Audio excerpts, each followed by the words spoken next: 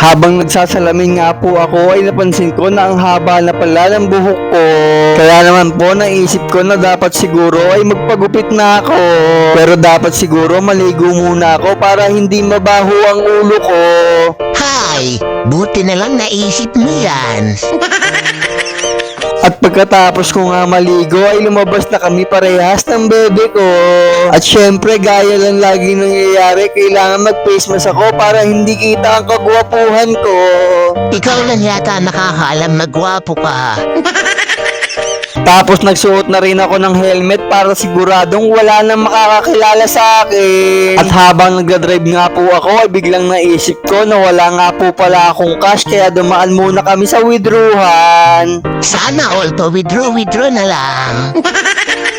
Kaya naman po pagkatapos namin mag-withdraw ay nagpunta na nga kami sa Extension Stylist Parlor. Located nga po pala to sa may Pardahan 2, Tansa, Cavite, tabi po ng 7-Eleven. Sobrang bait nga po pala ng mga staff dito kasi pagdating pa lang namin ay inasikaso nila kami agad. Una ko nga palang pinalinis ay ang aking kuko sa paa. Ay, pala yun. Kala ko kasi mukha mo. Namimili nga pala dito ang baby ko ng kulay ng cutics na ipapalagay niya sa kuko niya. At tinanong niya nga ako dito kung ano daw ang maganda pero ang sabi ko wala lang mas gaganda pa sa kanya. Sobrang natutuwa nga ako dito kasi ang gaan ng kamay ng mga naglilinis ng kuko dito. At bago nga nilalagyan ng cutics ang kuko mo ay mamasahihin muna nila ang paa mo. Kaya kung naghahanap kayo ng mura at maganda at sobrang quality service ay pumunta na kayo dito sa Extension Stylist Parlor. Parang gusto ko na rin magpalinis ng kuko dyan. At pagkatapos nga pong masahihin ni ate yung pako ay nilagyan niya na ng cutics yung mga kuko ko.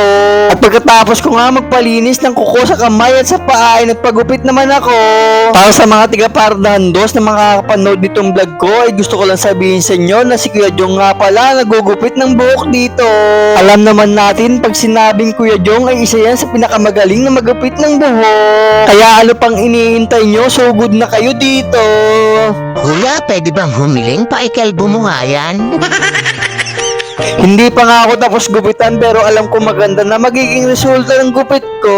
Kasi naman kabisado ko na to si Kuya Jong kasi bata pa lang ako, ito na nagugupit sa akin. At pagkatapos ko nga po palang gupitan ay ipiplex ko muna tong new haircut at gwapong-gwapong mukha ko.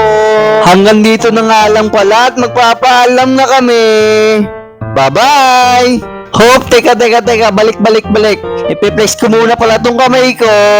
Tignan nyo naman, sobrang ganda ng kuko ko. Pero mas maganda tong heart ko na para sa baby ko. Hey!